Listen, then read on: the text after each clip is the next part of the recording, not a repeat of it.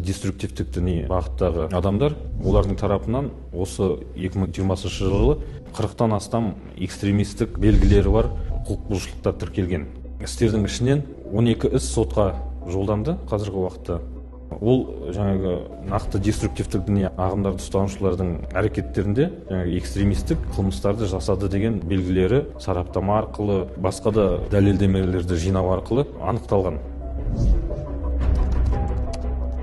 Көбінесе жаңағы деструктивтік діни ағымдардың жақтастары, ұстанушылары экстремистік материалдарды интернет арқылы адамдарға таратумен айналысады.